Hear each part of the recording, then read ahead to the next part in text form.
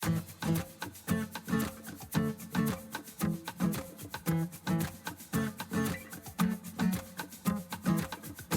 podcast is a quest for well-being, a quest for a meaningful life through the exploration of fundamental truth. Enlightening ideas, insights on physical, mental, and spiritual health. The inspiration is love. The aspiration is to awaken new ways of thinking that can lead us to a new way of being well. Welcome to Body, Mind, and Soul Healing Conversations.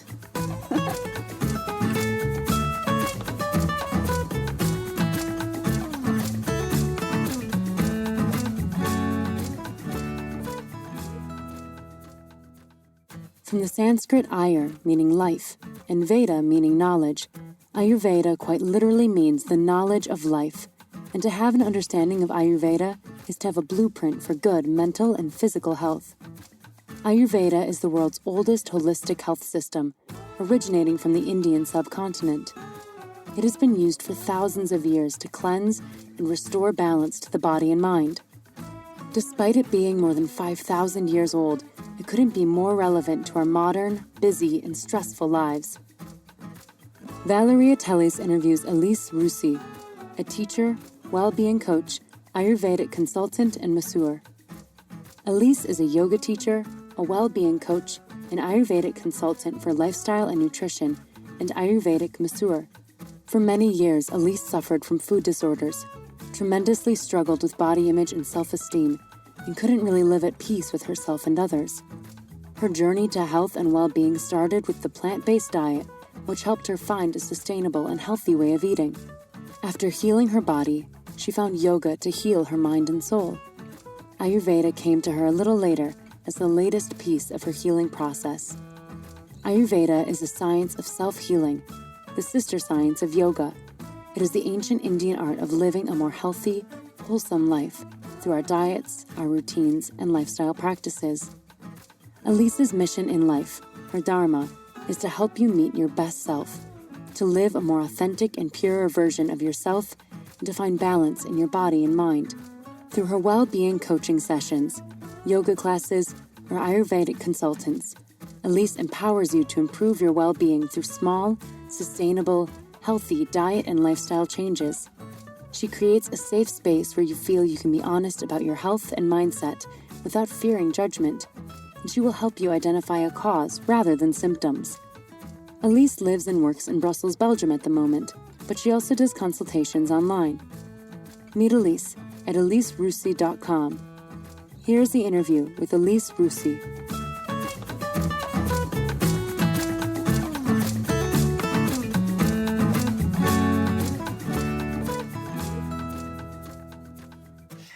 In your own words, who is Elise Rousse? Who am I? I am a 37-year-old Belgian lady. I am a yoga teacher and an Ayurvedic consultant. I am also a health and well-being coach. And mostly, I'm just here, and I think my dharma is just me to be here to help others align and connect body and mind. And I think that's really my mission now. And I'm lucky enough to have found it. Yeah, just here to help others find themselves and, live well with themselves and others. How did you become aware of this mission, Elise, of yours? Well, I used to struggle a lot with food disorder as I was teenager and a young adult up to my 30s. Food was really something that I really, really struggled with. And then, I was lacking confidence and I wasn't feeling great about myself. And I guess not living a really healthy lifestyle, or I thought I was, but I wasn't really. And then I went through a really hard breakup and I decided my first instinct was to go to Spain on a yoga retreat. And it was enlightening. I went there and I had found something that had been hidden from me this whole time. And from there, I started to have a regular yoga practice. And I really started to get interested in what would nourish my body, like, in terms of food, what I really needed to really be healthy and find energy.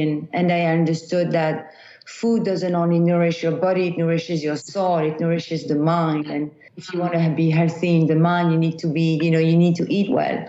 And it kind of all started. At the time, I started a blog and, I started to really get interested. And one morning, I don't know what went into me, but I decided I wanted to become a yoga teacher. And I just went for it. And I had met some great men at the time who lived across the world in Africa. And I decided to go move there with them so I could study and really dedicate myself to the practice of yoga and to become a teacher. And then I found Ayurveda and it all started.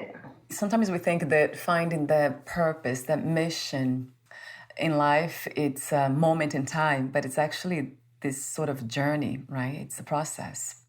It doesn't happen that fast. No, and it was really also seeing women around me, especially women struggling, struggling with food. What do I eat? What do I do? And then I had found something I really needed to, and I still need to share it, not convince, but inspire people that changing your life isn't that difficult. It's not magic pill, you have to do the work, but it's simple things. I love that idea that life can be simple. And it is, isn't it? Sometimes too simple to grasp and to understand, but it's so simple. And speaking of simple, which there's another word that I really like, it's balance. What is your definition of balance, Elise? My definition of balance would be, I think balance, alignment is when, as I said, you feel good, you feel well in your body and you feel well in the mind. And I think you can't separate both because they're both linked and we are one soul, one body and one mind. And if you eat well, you'll be mentally balanced and physically balanced. And it means being at peace with yourself, but not just with yourself, with others. Yeah. Being at peace with your own body, accepting the body for what it is, accepting your thoughts for what they are, not judging yourself for your thoughts or for who you are, and then not judging others. Right. So being balanced is being balanced with yourself, but also with the world around you. And that's something that yoga teaches us through the yamas and the niyamas, the 8 limbs of Patanjali. It's not just with you, but with the world around you. And the more accepting you are towards yourself, the more accepting you are towards others and the world. So I think that is being balanced. Yeah, I love this idea that everything starts here with us. So balance. If we want to see a balanced world, then we have to work on ourselves to become more balanced. And that goes for everything else, right, Liz? Oh, absolutely. I mean, if, this exactly what you say, it starts with ourselves. And if you don't love yourself, you can't love others. Right. If you don't have compassion for yourself, you can't have compassion for others. It all starts with us. And as long as you're not well with yourself, you can't be well with others. You can put a mask on and you can pretend, but that's not being balanced. And it's hard, I think it's a lifetime work. You have good days and bad days, but it's also being able to bring yourself back to center and know yourself enough to know your patterns and know your negative thoughts and be aware enough to say, oh, I'm going that way and I know where I'm going, and let me bring myself back to center. It just came to me recently, I think 2 days ago, I woke up with this phrase in my mind. It said, the only love that is true or real is self-love. And the only love that lasts is unconditional love. Yeah. And you can also have unconditional love for yourself, and it's hard and it's not every day. And you were talking about self-awareness, but I do fully agree with that true love is love for yourself. And that's again something that yoga teaches us or Ayurveda teaches us, like to be well with yourself. And the truth, one of the yamas, so the yamas are one of the limbs of Patanjali, one of the limbs of yogas. And the second one or the third one is satya. And satya is truthfulness. It's not just telling the truth to others, but being honest with yourself. And and that is love. Being honest in your daily life, in your practice, in your thoughts, in how you live. And I absolutely agree when you extended that to unconditional self-love. Yes. Yeah. So love being this, whatever love is, to be true, it has to be unconditional. Because if it comes from a conditioned space, then it's not true. Yeah, and same goes for others. When you are in a relationship with someone or toward your friend, you love them unconditionally. You accept them for who they are, right? With flaws, with the mistakes they might have made, and that is love. It's taking yourself for others just the way they are and loving them just as they come. And it seems to me like the journey or the process, the movement toward unconditional love and health and everything that's good that we are looking for, it has to do with healing. So my question is, what is healing to you? And is all healing self-healing? Good question. So first, what is healing to me? Well, to me, healing came, I think, with food, because, food is nourishment, as I said in the beginning, for the soul, for the mind, and for the body. So to me, food is the cornerstone of health. And I have people around me with back pain, with a lot of stress, with a lot of anxiety or, depression. And it always comes down to the food, how you eat, what you eat, and how you're taking the food. And I think, to me, it's one of the pillar of healing. And then comes breathing and awareness of the body through yoga or through movement. It doesn't have to be yoga. It can be tai chi, it can be dancing, it can be anything. But it's like releasing whatever is blocked within. And you have different ways to do it. And I think we all have a different version of healing. But this is what I use with my students or with my client. And in Ayurveda, like food and spice and herbs and yoga, this is healing. And then I think that I wouldn't have been able to do this work if I hadn't healed myself first. Right. If I hadn't solved issues. And, it's still work in progress. I'm not, I'm not a saint or anything, or I haven't reached enlightenment, but I've experienced transformation. And I think that I wouldn't have been able to help others if I hadn't been through that process myself. Right. So it starts with self-healing. Talk to me for a moment about spirituality and what enlightenment is to you. I was born and raised as a Christian for many years, and then that's something I left behind. And a lot of people kind of confuse religion and spirituality.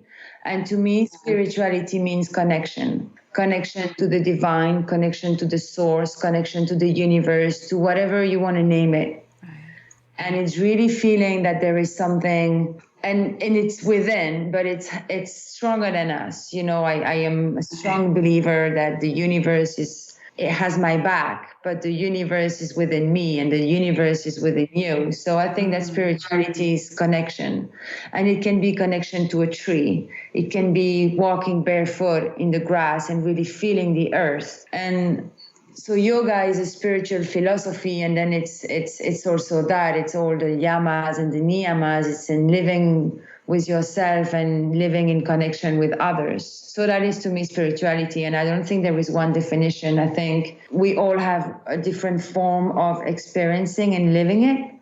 And as far as enlightenment is concerned, when I was doing my yoga teacher training, I went through a phase where I didn't understand what was going on. I felt changed, different. I couldn't find my feet on earth. I was really in a very different energy. And it was actually a way of spiritual enlightenment, because all of a sudden I felt this force.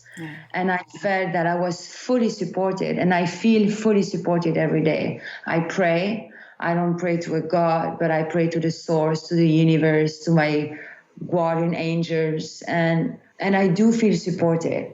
Yeah. And it's amazing, because then you walk through life with so much more confidence. And you appeared in my life, and so many other things are just popping into my life because I trust. And I think that is part of the enlightenment. And I wonder why so many of us don't tap into this, beautiful space to live from, which is trusting ourselves, what we call God, source, the universe. Why do you think that is, Elise? Do you wonder? That we don't tap into that? Yeah, into trust. Because I think we live in a world of fear. Right. I think that the media, social media, I think, I'm not really into politics and watching the news or anything because of that, because I think we live in a world of fear. Yeah. Fear of COVID, fear of the other, fear of what's going on tomorrow, what will happen tomorrow, fear of not having enough. Yeah. And I think that is why we lack trust, because we always scared of something. Yeah. So and true. when you let go of the fear and you embrace trust, only good thing can happen. So yeah, that makes sense to me. We are living from this place of scarcity and not abundance. That's the word. Absolutely. So true. Rather than saying, this is all I have and I'm content, and counting your blessing. Oh, I want this, I don't have that. And count your blessings and notice, the list of gratitude, everything I have. Yeah. It's so amazing. We have abundance of so many things. And the more grateful you are, the more good things happen. And my last warm-up question to you is freedom. What is freedom to you, Elise? What does it mean to be free? Oh, it's funny you're asking me that question. I was reading a book yesterday about yoga philosophy, and they were talking about the more things we have, the less free we are. And I think that being free is first being content with the few things we have. And being free is living a simple life. Yeah. The more things we pile up, whatever it's like clothes or like books or whatever people, tend to hold on to. And the more we hold on to things, the less free we are. Yeah. So I think freedom is just letting go of attachments. And that's hard. And I'm working really hard on it. Letting go of things and even people, impermanence. People come and go. Yeah. Things come and go. And nothing lasts. And we have to accept that. And the moment we accept that nothing lasts, nor the good things or the bad things, I think then we are free. That's profound wisdom. Thank you for saying that. Yes, yeah, absolutely. The less, because what we do, coming out of fear, we keep adding things because we are trying to hold on to stuff, people, things, work, whatever it is, out of fear, really. That's what it comes from, this grasping. So yeah, the opposite of that would be letting go, letting everything go. Sometimes we have to let go of everything in order to create a new life, to renew, to transform. Absolutely. I agree with you. It doesn't necessarily mean you have to quit, your husband, your wife, your kids, but maybe make your life a little bit more simple. Yeah. But sometimes the way I did it, and I did it with the help of a wonderful person, I did drop everything. Yeah.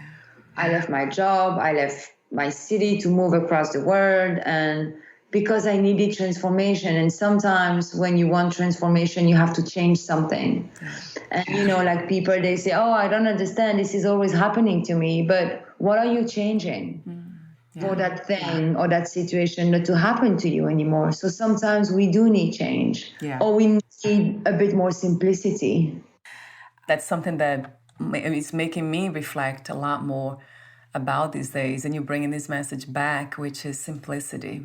I love that idea of living with simplicity, just becoming as simple as possible. So that's a beautiful message too, and reminder to all of us. Thank you, Elise. Talk to me about some of the services you offer. I saw that on your website.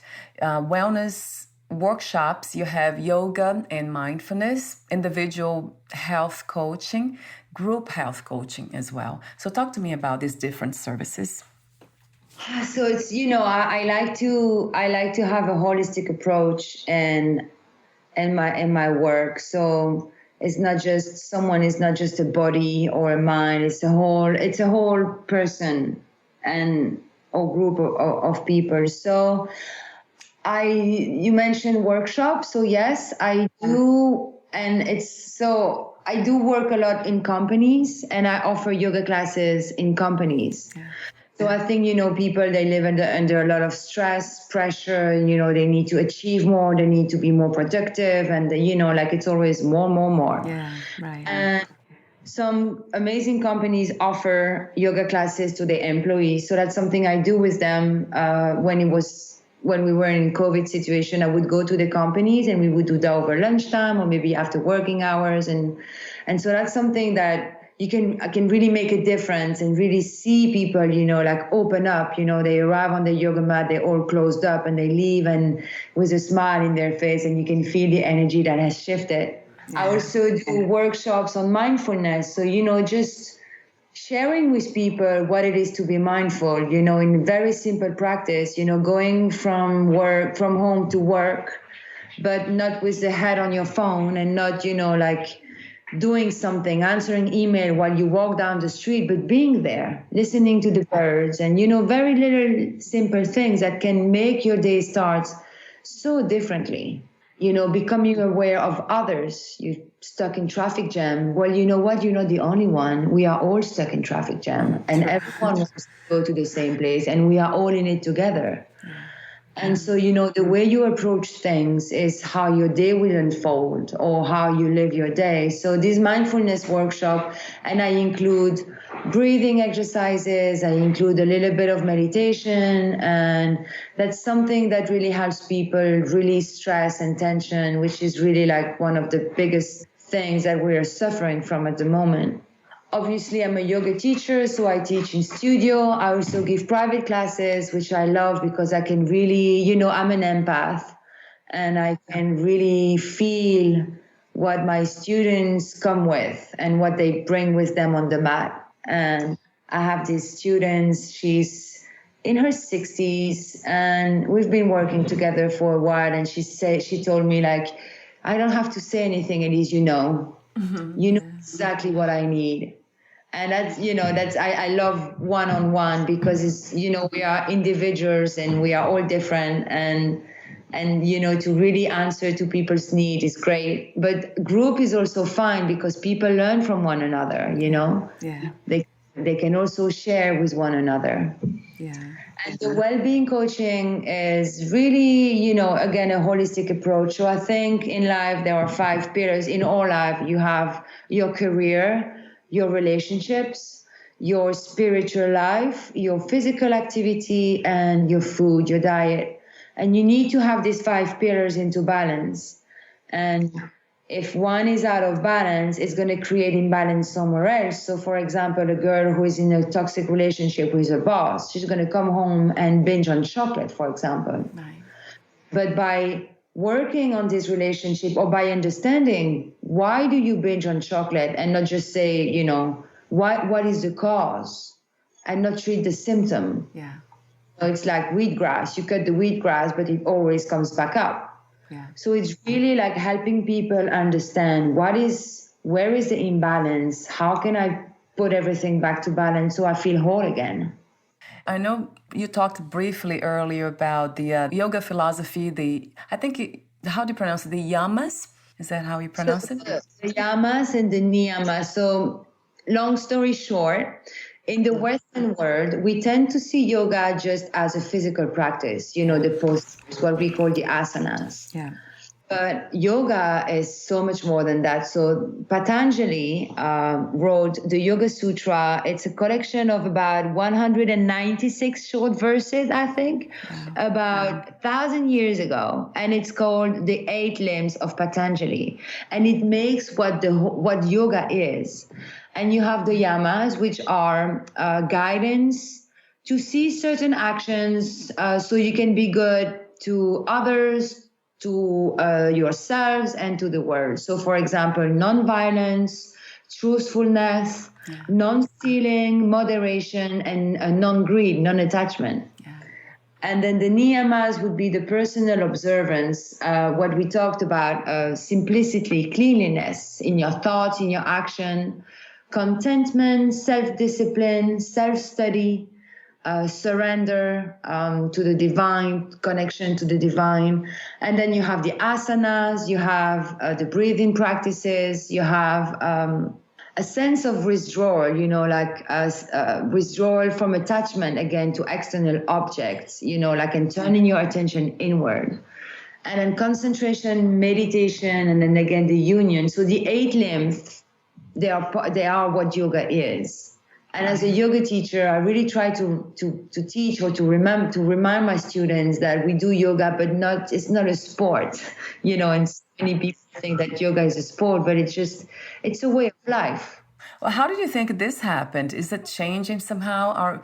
Are some of the yoga teachers now bringing back the complete package, per se, of yoga, kind of teaching everything and not just the physical part, or has been lost?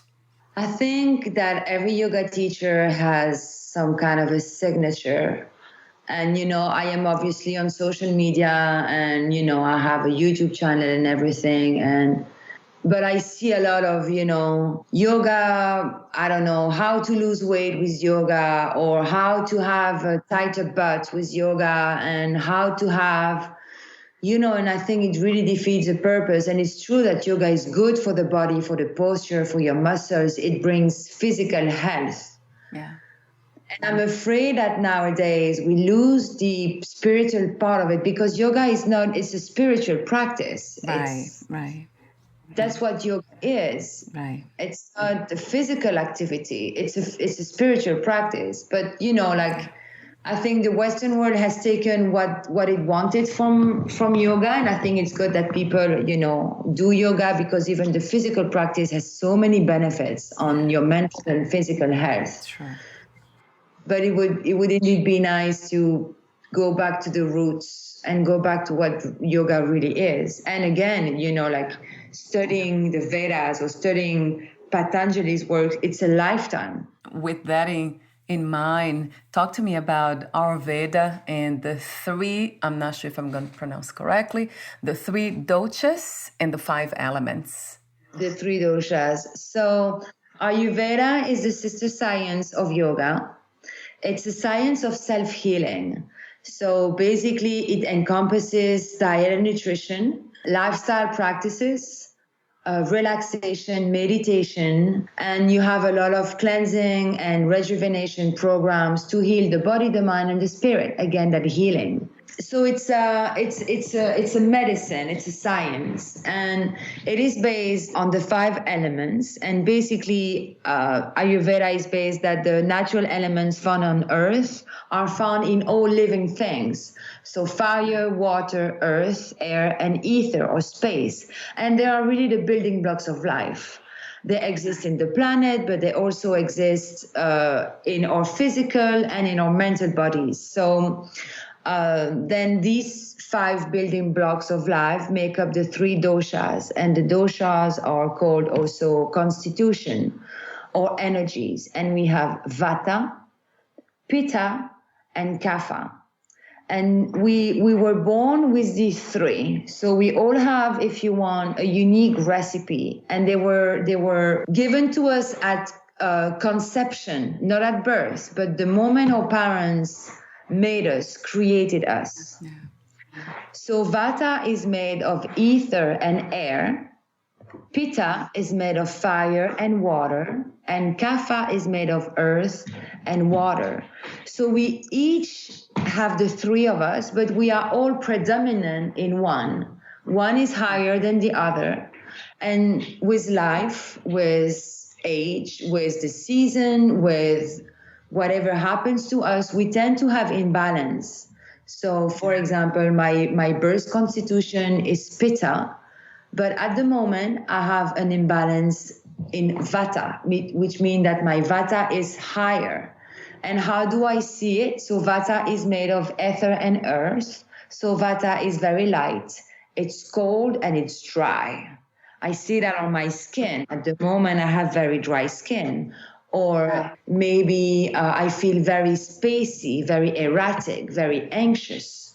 And so the idea of Ayurveda is to go back to my birth constitution, so to bring Vata down, so I found my unique recipe again. And you do that through food, yoga, spice have such a healing power. It's incredible. And herbs and, daily practices. Wow, Elise. And how do we find out what composition are we? If we are Pitta, Vata, or Kapha? Kapha. So you can find many tests online to have a general idea. Now it's good to take a test, but then it's good to see a practitioner or consultant like me to confirm, and then to see what is the current imbalance. And like the dosha they don't show up the same in people. For example, Vatas are very thin and very dry, very, very, very skinny. And Pittas are quite muscular, but maybe someone is Pitta in the body, muscular, athletic, but they're Vata in the mind, very erratic, spacey. So seeing a practitioner really helps identify where is your dosha and how it is aggravated and how it shows.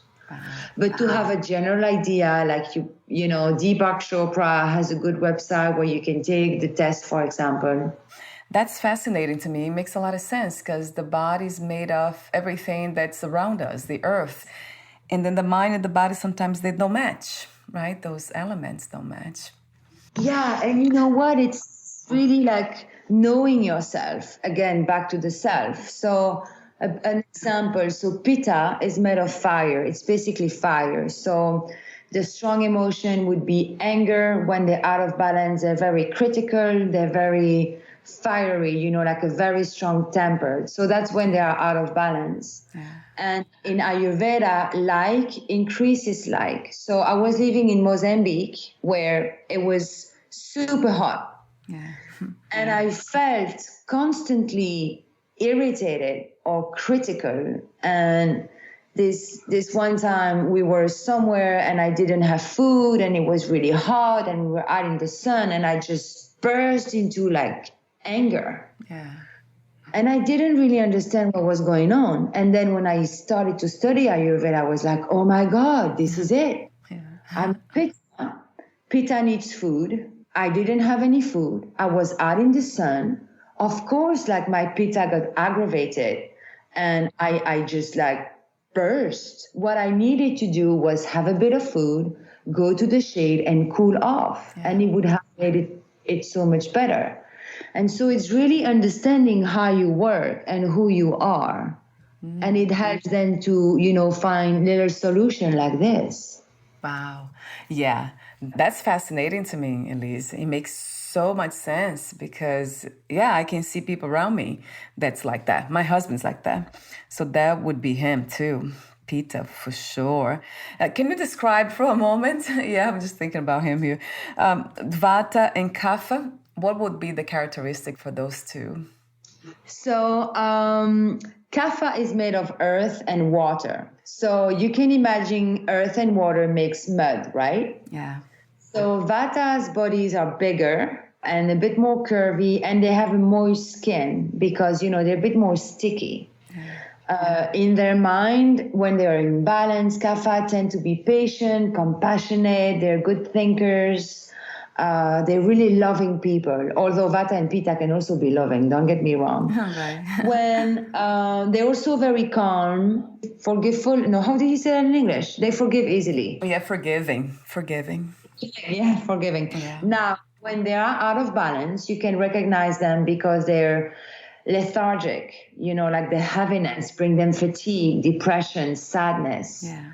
They tend to attach to things, sticky. Mm-hmm. They hold to things. They're quite sticky, attached to people. Like a kapha husband when the wife says in the evening, I'm going to go out with my friend. Oh, like he wants his wife to stay with him. I mean, vice versa. Doesn't have, you know what I mean? Right. So and they tend to build up on weight because they tend to overeat sweets and dairies because earth and water make sweet. So they tend to go towards that. So that would be Kapha. Vata is made of air and ether or space. So Vata are very small boned. They're quite dry. They're very, very tall or very short. They're very creative, very quick mind, like they quick think. They do things really quickly. They're very like on the ball, I want to say. Yeah. But when Vata is out of balance, Vata becomes anxious, a lot of stress and fear. They're really erratic. They're really difficult for them to make any decision because so much space, so much air going on. And physically, when they're out of balance, a lot of pain in the joints, articulations, dry skin. Yeah, that would be them out of balance. But you can recognize them with, like very small bones, erratic teeth, lots of space of air. Yeah. And then Pitta are very high metabolism, very clever, very sharp. Pitta, they know. They're very intuitive. Pitta knows. I mean, it's true. And Pitta, it's on a schedule, it's organized, a to-do list, very determined, very, very sharp. But when they're out of balance, the sharp thinking becomes a sharp tongue, critical thinking, critical towards other, anger, impatience, lots of inflammation of the skin and heartburn, acidity. I mean, that's just like the tip of the iceberg, really. I'm just like listening to you here. I'm like, my God, that is totally my husband. And when I hear you, I think about myself as Kapha. So I'm wondering if in relationships, would they work? That's a very good question. Yes, it can work because you can balance each other. Like Kapha tend to be lethargic. Kapha needs to move. Kapha needs to be like, come on, let's go, Kapha. Let's get up. And Pitta is there to do that. Pitta is there to tell you, I'll kick your butt a little bit. Come on. Yes. Let's go. Very passionate. Let's do something. Wow. Absolutely. I'm impressed, Elise, how accurate it is. It's very, very accurate.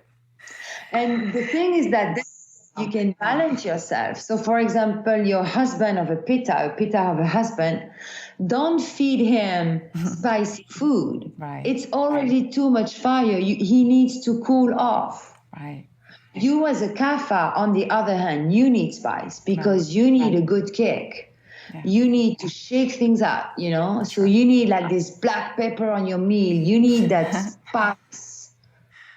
Wow. Have you thought about creating even a relationship based on these elements so people can learn to recognize? Have you done that before? Do you have any kind of... With a couple, you mean? Yeah, with couples, right? So they balance one another. It's funny because I had a friend asking me was more about food. Like she was like, yeah, but how do we do with food? If my partner can't eat that and I can eat that, when then the spice make all the difference in terms of food. You have like, the spice don't need to be spicy, but you have warming spice, you have cooling spice. So you can balance out the food using the spice. That's one thing. And then, if you bring two Pitta together, it's fire, right? Yes. But then they understand each other. They understand how they work. But they both need to be kind of aware of what Pitta is. So it's actually a good idea. I never thought of a couple therapy. That's an amazing, I think, because it's so accurate. So accurate. Yeah. That will be amazing for relationships, to balance relationships, because we have a lot of issues and we don't understand why, a lot of people in their relationships. So that is amazing. I mean, you're already helping a lot of people, but that would be an interesting area to add. It would be very interesting and learn. And also, you understand yourself, but you understand the other. Yes. My partner at the time, when I tell you the story of not having food and being out in the sun, had he known, he would have told me, Elise, let's go sit down, find a tree, let me bring you some water and give you a cookie. Right. And he would have calmed me down. Yes. So it's also good to understand the other.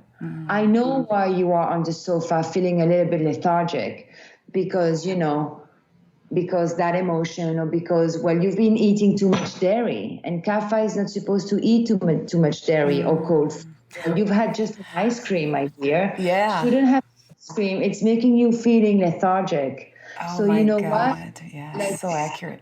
Let's give you a ginger lemonade and, not too cold, but let's spice things up a little bit. Or let's go have a walk and you feel better.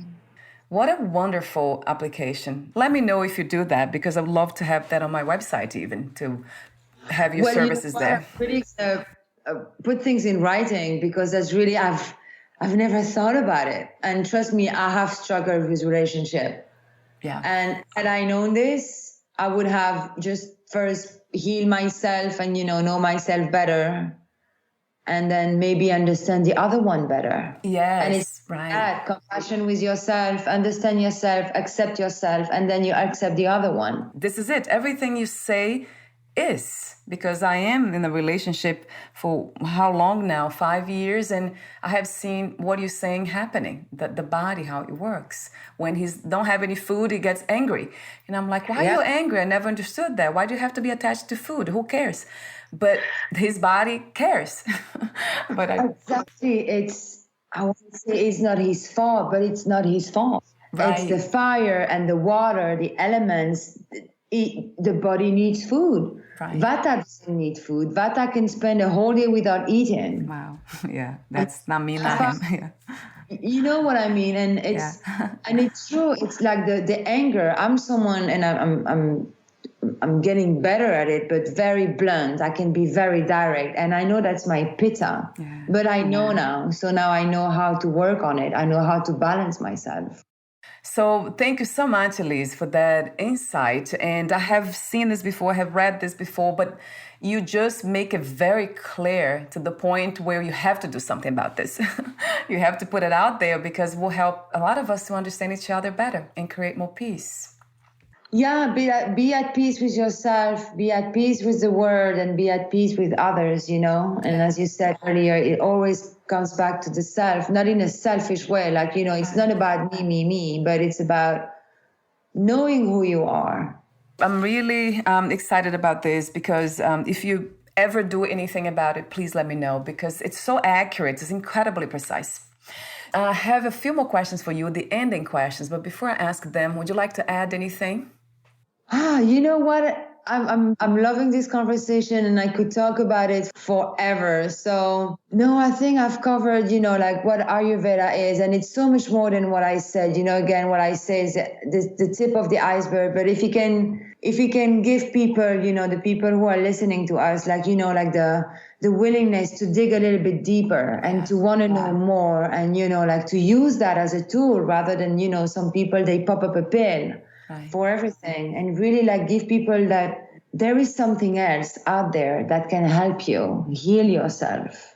True.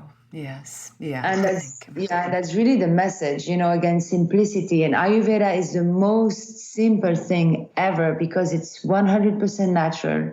There is no side effect. Yeah. It doesn't really cost anything. I love what you do because it's just so true. To this level of the body and mind, it's just kind of perfection to me. It's like perfect wisdom. Thank you so much, Elise, for doing what you're doing, for being open to this. What is another word for healing? Ooh, transformation. And my last question is, what are 3 things about life you know for sure as of this moment? Positive thoughts bring positive result. If you think positively, only positive things can come your way. That's what I mean. I know that for sure. Yeah. What else do I know for sure about life is that you are your own best friend and that you must befriend yourself, the bad things and the good things about yourself. You must befriend your emotions, your fears, your pains, and the more you befriend them, the more you accept them. And that's where addiction comes from. It's just by trying to avoid them or to, escape from them. So we have to befriend ourselves. True. Yes. And then one thing that blew my mind when I first heard the word is impermanence. Nothing lasts. Nothing. The good things, the bad things, everything is always in motion. Everything changes. Yourself, the world, everything is always constantly changing. And that's why we shouldn't hold on to things. You are in a relationship and the first months are so amazing and you want to stay in that state. And that's what makes us suffer, because we want to go back to there, but we can't. It's impermanent. It's never going to be the same, or you know what I mean? It's true. And we have to accept that things end and new things start, and everything moves all the time. Thank you so much again, Elise, for sharing your wisdom, for your presence, the work you do, and this openness to help others, yourself and others. It's beautiful. Thank you again. Thank you so much for having me. Where can we find more information about you, your services, products, workshops, and future projects? So you can visit my website. My website is www.eliserousse. So you probably write that in the podcast. So I'm Belgium. You probably heard my accent. I'm Francophone. I speak French. So do you want me to spell it? I'll have the link on your podcast profile. And then you can find me on Instagram. You can find me on Facebook and on YouTube. I have a yoga channel on YouTube. It's Yoga with Elise. And you can maybe add Brussels and then you'll find me. I have started my YouTube channel at the beginning of COVID here in Belgium so my students could keep practicing. And I have built up on that, and I have hundreds of videos. And I like that they're free for everyone to use and to, it's my way of sharing. Thank you so much, Elise, again. And we'll talk soon. Yeah, thank you so much. You have a beautiful day and a beautiful life. You too. Bye for now. Bye.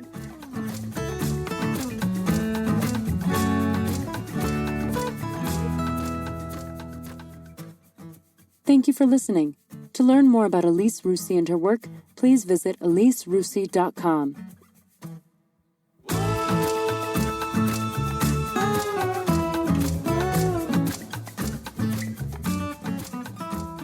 To learn more about this podcast, please visit fitforjoy.org/podcast.